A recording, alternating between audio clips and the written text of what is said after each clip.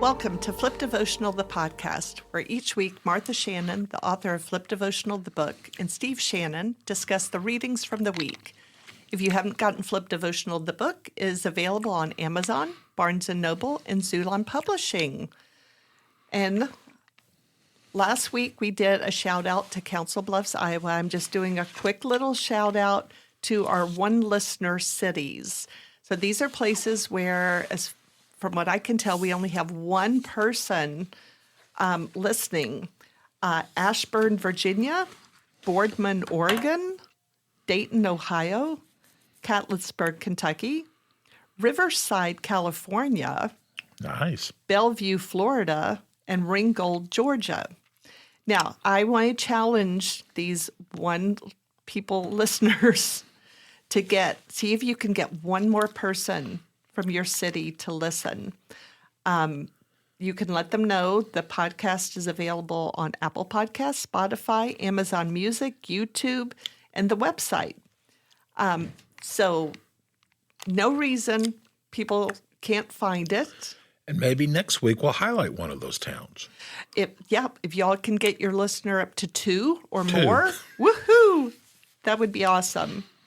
All right. We are continuing the couples stories because, it's February, the month of love, and we talked a lot about love, and now we're highlighting some of the couples. Last week, we introduced Jacob and Rachel and how Jacob kind of found Rachel. And today, our first reading is when Jacob decides he wants to marry Rachel and kind of makes a deal with Laban, her dad, so that he can marry her. But there's a plot twist. Right. There's a plot twist. First of all, so Laban is their father, Leah's father. Rachel and Leah, yeah. Rachel's father. And she has an older sister named Leah. And it's important to remember that Leah's older than Rachel. But clearly, Jacob loves Rachel, okay? And wants, as Martha said, wants to marry her. So, and interesting, apparently Jacob was working for Laban and not getting paid. So I said, what can I do? What is it that you would like to be paid? And he says, I would like to marry your daughter, Rachel. And I will work for you for 7 years to marry Rachel. Well, he does that. And I think it says in here, the 7 years for Rachel, it was like no time at all, right? It seemed only like a few days for the love of her. So he clearly of his of his love. That, sorry. Yeah, because I didn't say it like you did it. But so he, therefore, so he's planning to marry Rachel. 7 years are up. There's going to be a wedding. Now, earlier, you get a little insight into Leah and Rachel. It lists Leah had weak eyes. But Rachel had a lovely figure and was beautiful. Correct. We help with children's worship at our church, and the children go and have their own lesson and stuff. And our daughter, Katie, who was on the third episode, had to teach this story one time. And I think she hadn't really looked into it very deeply till she's reading it to the kids and is like, what? This is a terrible story. How do you teach this to young children?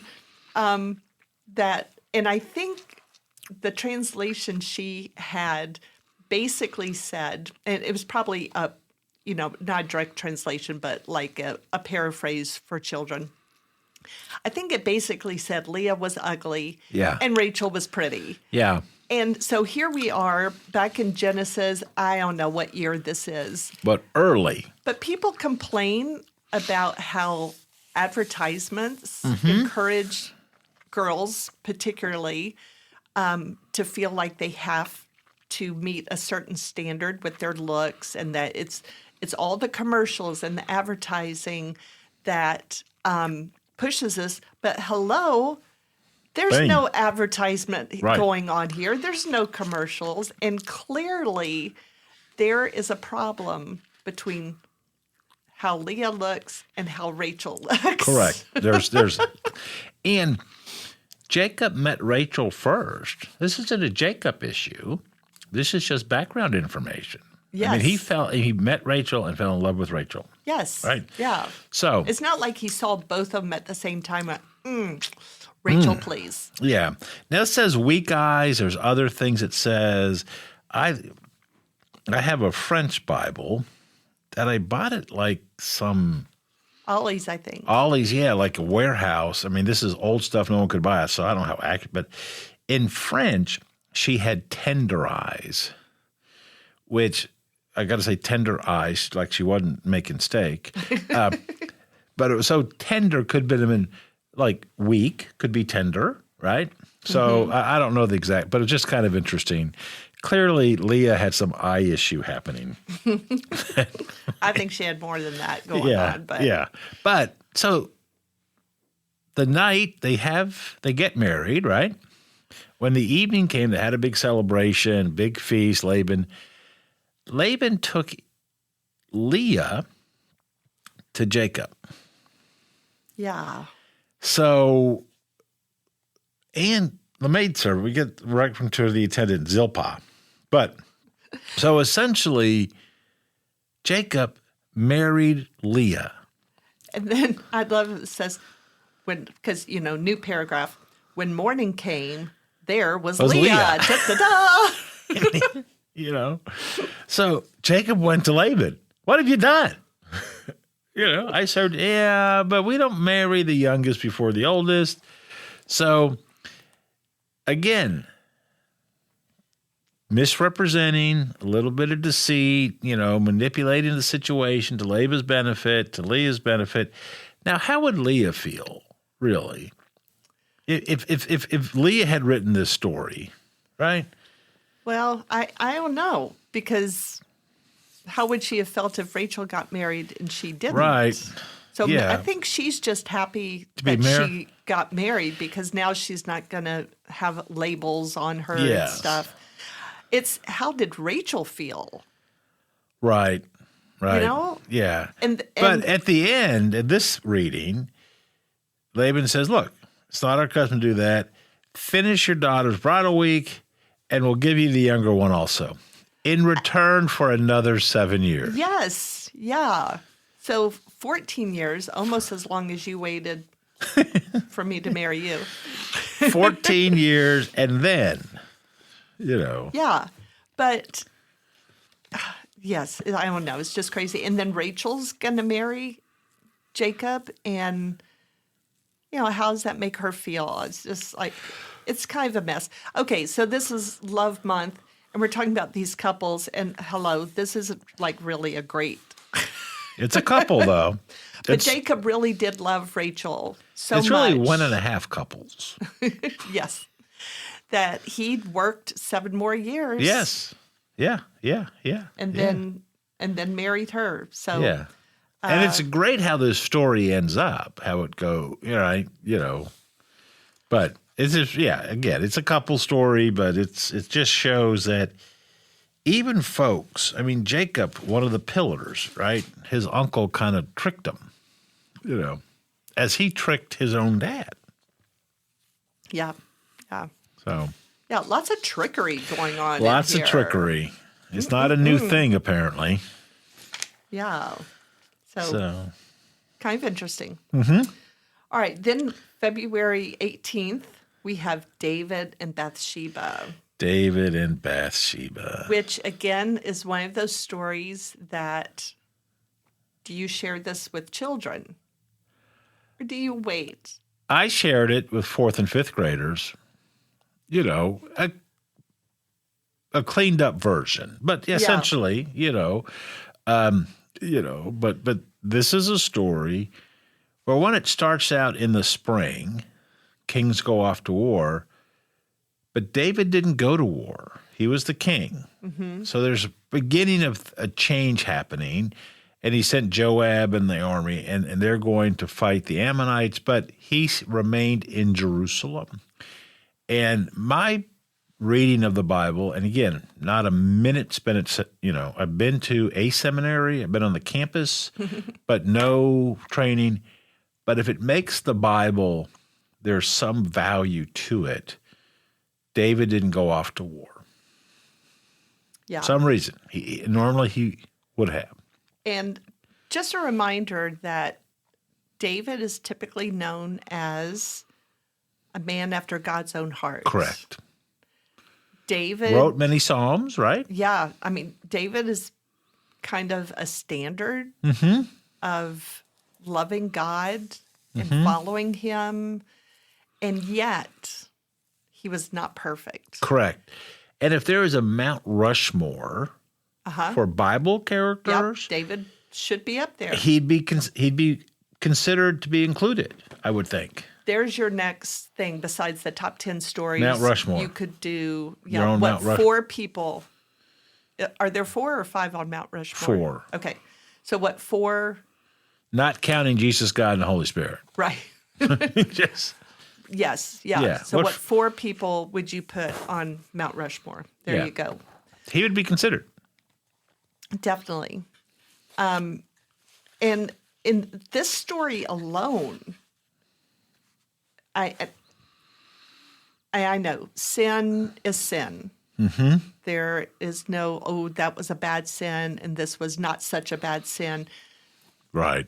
According to how I read it, all sin is the same. All sin is sin. It's like there's no such thing as a white lie. All lies are lies. Yeah. Sins are sins. However, in this story, I think David's pushing the limit just a little bit. Yeah. I mean, if you just look at the 10 Commandments, like, okay, buddy, you're knocking off several of those. Yes, yeah.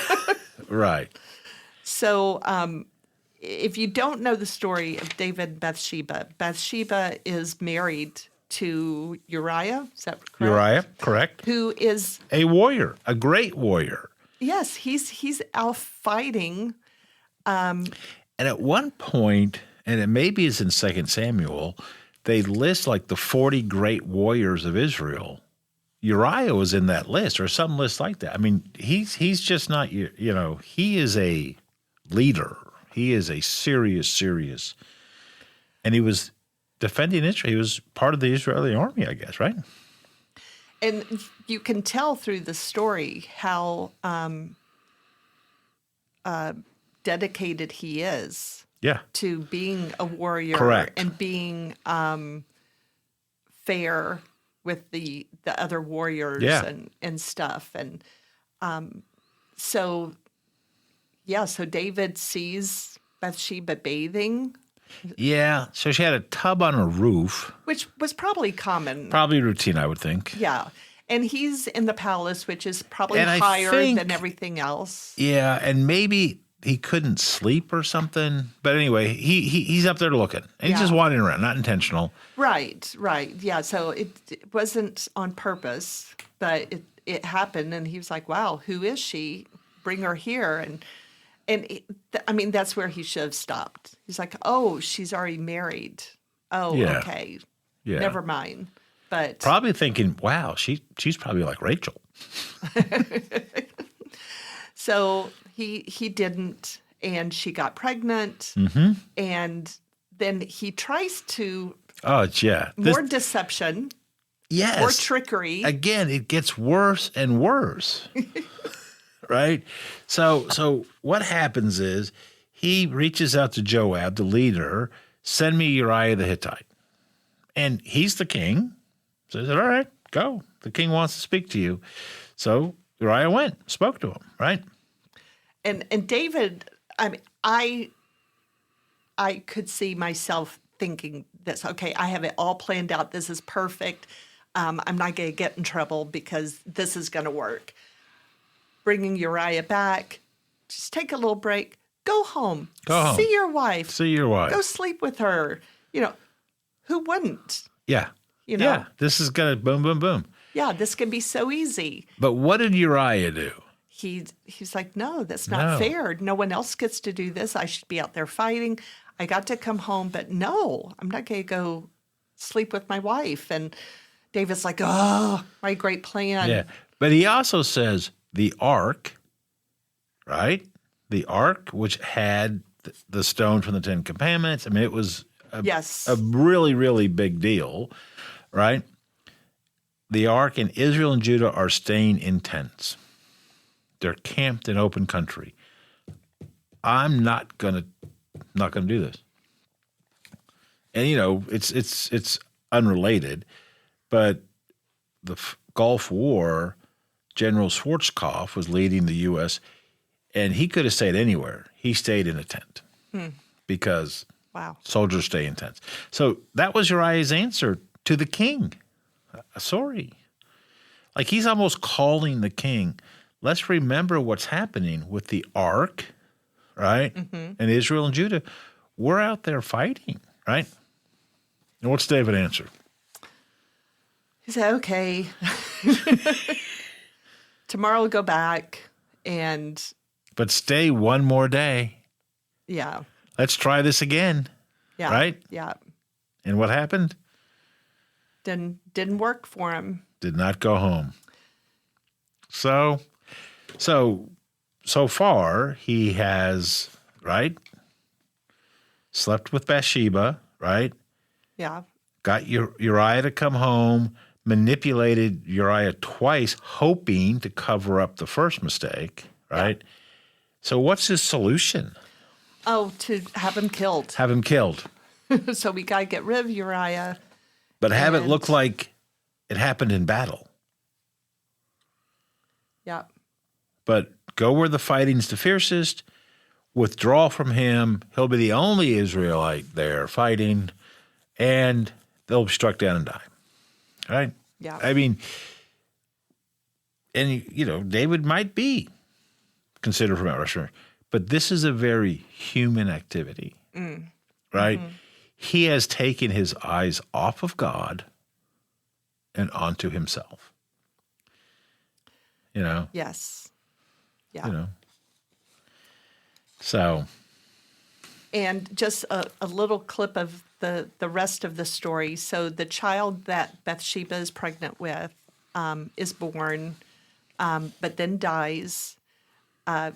While he's sick, David is very mournful and praying and fasting and hoping that the child lives. And then when the child dies, David's like, okay, well, let's go on. Let's go on. This, and he's kind of, I think, realizes at that point, or probably before, you know, what I did was wrong. Yeah. And all the praying and fasting and stuff didn't change God's heart and what was going to happen. It's kind of like, it's what I deserved. Yeah. But he stays married to Bathsheba, and Bathsheba has another child, which is Solomon. Yeah. And that brings us to our next reading, February 19th, which is from the Song of Songs, or the Song of Solomon, some places listed as. And that's where Solomon came from. And Solomon was king after David and was a very good king. He was wise. Yes. He wasn't good? You know, he was good, but like he had 300 wives and 600 concubines. Well, yeah. I mean, that's, I would consider. But yeah, but he at one point, Solomon briefly, it's not the reading, but God said, what is it that you want? Power, money, wisdom. And he asked for wisdom. And he really was. And people would come from all over the known world at the time just to listen to what Solomon had to say. Yeah. And a great story about the two women and the one child. Yes, yes. So we have the Song of Songs, Song of Solomon. And this is one of those books that I think a lot of people skip reading Correct. if they're going to read the whole Bible.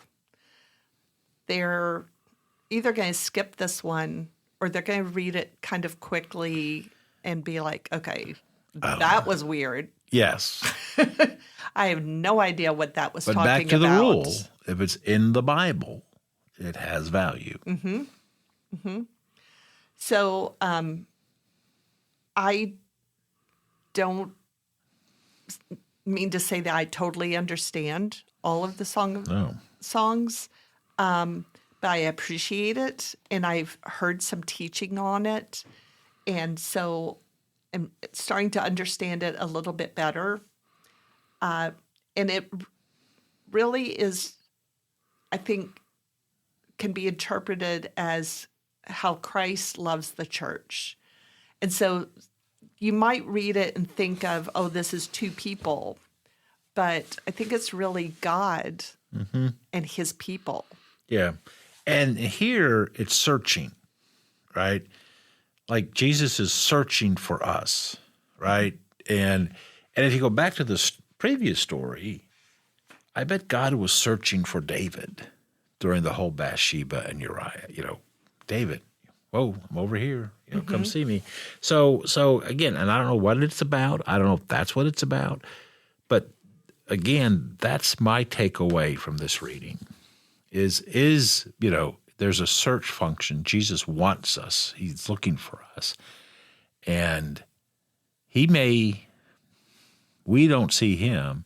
We may not know he's searching, but he's searching for us and he wants us. And we just need to turn around and see him and go from there. Yeah. Yeah. I don't know. Perfect. All right. So February 20th, we go back to Couples. the couples. Just wanted to stick the Song of Songs in there because it connected to Solomon, who came from David and Bathsheba. That was the reasoning behind that. So now we have Joseph and Mary. Perhaps, besides Adam and Eve, the most famous couple? I would think so. I would think. I mean, we knew Adam and Eve. We know Joseph and Mary. We hesitated with Isaac and Rebecca, So if you look at it that way, we know right away Jesus and Mary. Yeah. Joseph and Mary. Joseph. Yeah. Sorry. Joseph. And I think Joseph, I know Joseph was a really good guy. Yeah. And I just feel like he doesn't get enough praise. He doesn't get enough attention. We seem to really focus on Mary. But Joseph was there, and Joseph did some really respectable,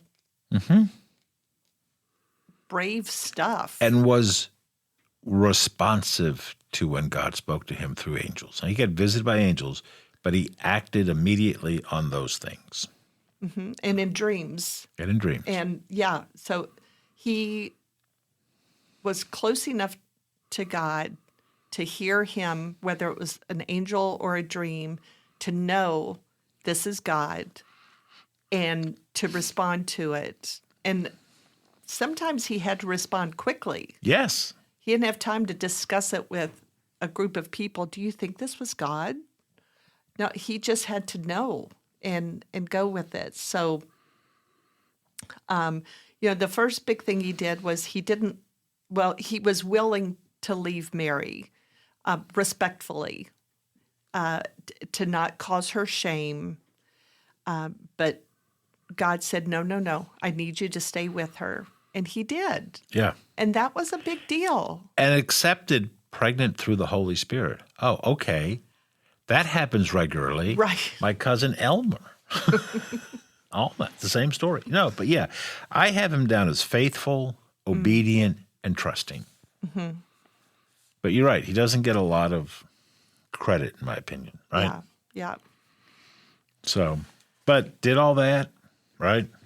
Named him Emmanuel, right?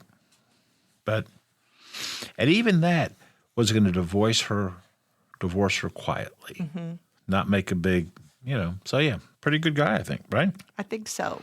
It kind of so. makes sense. God wouldn't pick, Yeah. I had a conversation with someone years ago, and I said, besides the orange-flavored aspirin, what did he do?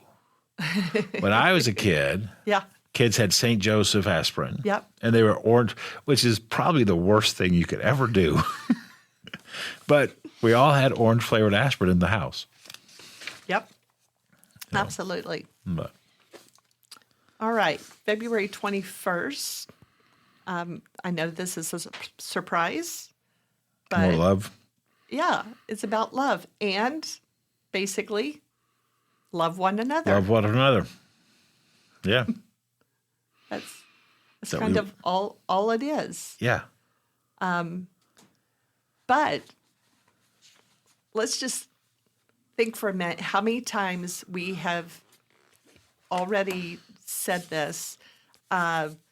So we're February 21st. So we're not even 2 months into the year. Right. And many times we have said, in the Bible it says, love one another. So not only did the people then need to hear it over and over again, but we need to hear it over and over again. Like, you should probably write it on something and just have it in your face all the time, because that really is what God wants. Yeah. Yeah. And it's love one another. It's not when it's good, not when it's easy, not when it's right. It's love one another and do that all the time. I think and if it's in here often, one, it's important and probably wasn't happening and isn't happening. Mm-hmm. So, Yeah. So if you're at the point where you're like, all right, Martha, I'm getting tired of hearing this. Well, we only Sorry. got another week of February. Sorry. Yeah, but come on. I bet it comes up again. Maybe July, August. maybe. Somewhere But love. it's going to be, yeah. don't forget, love one another. And again, even this, as you have heard from the beginning, right? His command is that you walk in love. And this is John, right? As you heard from the beginning, his command is that you walk in love. So it isn't new. You've all heard this. You all need to be doing this. Yep. So Clearly. All right. So I'm not even going to try to remember why I got off of the love stuff. And now we apparently take a turn onto other thoughts. So February 22nd comes from Numbers, which again is one of those books that a lot of people aren't going to read. correct. But There are numbers in it too. yeah. When I taught 4th and 5th grade, we would do the math, even though they had the answers that they read further down, but they would still. When it came up. Yeah. This passage from Numbers is actually a song now, has been out for a while by Carrie Job called The Blessing. And that's exactly what this is. It's a blessing. I love the song, but I also like that. It says, the Lord spoke to Moses, tell Aaron and his sons, this is how you are to bless the Israelites. Say to them. And he says exactly what to say. Yeah. I just think that's It's kind kind of of cool. the counterpart to the Lord's Prayer, right? But yeah. The Lord bless you and keep you. The Lord make his face shine on you and be gracious to you, right? The Lord turns his face towards you and give you peace, right? Turn towards you, right? Mm-hmm. So they will put my name on the Israelites and I will bless them. Yeah. But again, So it's just a beautiful little passage from a book in the Bible that a lot of you may not have ever read, and yet it's there. yeah. And you probably know the song, And now you can go, oh my gosh, it is like straight from the Bible. Yeah. It is. It is. All right. February 23rd is from Philippians. Philippians is one of those little books in the New Testament. Yeah. Is it in your little It's my Go Eat Popcorn. Go so Eat? it's the pop. It's the pop and popcorn. So Galatians, Ephesians, Philippians, Colossians. So yes, Philippians. I don't know who taught me that, but it's gotten me through a lot. So it talks about how we should be humble and how Jesus was humble. And Jesus had every reason to be arrogant or proud. Or just be himself. Right. I mean, he wouldn't have to be humble. I mean, if just basic stuff. He walked on water. Yeah. Name the other guy. Yeah. But the two big things from this passage to me are to value others above yourself yeah, and to take the very nature of a servant. yeah, because that's what he did. Very nature of a servant, right? Exactly. And he valued others above himself. He died on the cross. Yeah. That's right here, even to death on the cross. Yes. To save, right? And I wrote it down many times, but, and being found in appearance as a man, he humbled himself by becoming obedient to death, even death on the cross. And that's, he did that for us, but he really did it for Steve, right? So there's many times I'm reminded that it's, when we talked about Song of Songs, Jesus is searching. Well, I took away. He's searching for Steve, right? He's just not searching. But here's the thing. He died on the cross for Steve, right? And Martha, you're right. We can't forget that. I mean, we know it, but we got to be aware of it regularly. Yes. Yes. And every knee shall bow. This is, again, on heaven, on earth, and under the earth.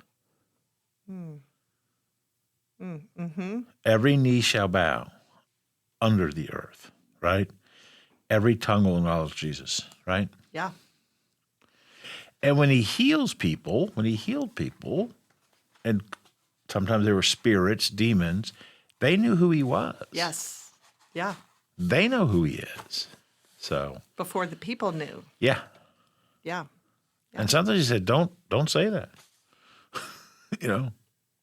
So, but everyone. Yeah. Jesus wins. Yes, Jesus wins. I mean, when you read a book, you sometime before you get to the end, you flip to the end. I do. And read the end. And people think it's really... Now, I'll tell you the truth. I don't do it with biographies. Right. But yes, I will go to the last 3, 4, 5 pages. Let's just say the book is 300 pages long, and I'm on page 240, 250. I will go back. I will go forward to 295, 296, and see how it ends. And if I don't like the ending, I may not finish the book. I've never, okay, that's good. And then I finish the whole book. Yes. Yeah. So, telling you all that Jesus wins, hopefully we didn't spoil it for you. But, yeah, that's how it ends, buddy. And we know how it ends, but this tells us the Bible, I'm shaking the Bible, you can't see me, but the Bible tells us how we get there. Yes. The path and what it looks like, Yeah. So we love others. We love God. And part of that is what this passage just said. You think of others more than yourself. You are a servant. You serve others. You help others. That's just another way to love them. Yeah. Yeah. Not sophisticated, but not always easy. Nice. I like that. All right. That's a good one to end on. All right. All right. Well, thanks for listening to this week's Flipped Devotional, the podcast. Don't forget to rate, review, subscribe. Encourage others to listen, especially you one people listener cities. Let's see if we can get you all up to 2. And we will see you next week to discuss February 24th and move into March. And we'll see what all is in store there. Thank you. Have a great week.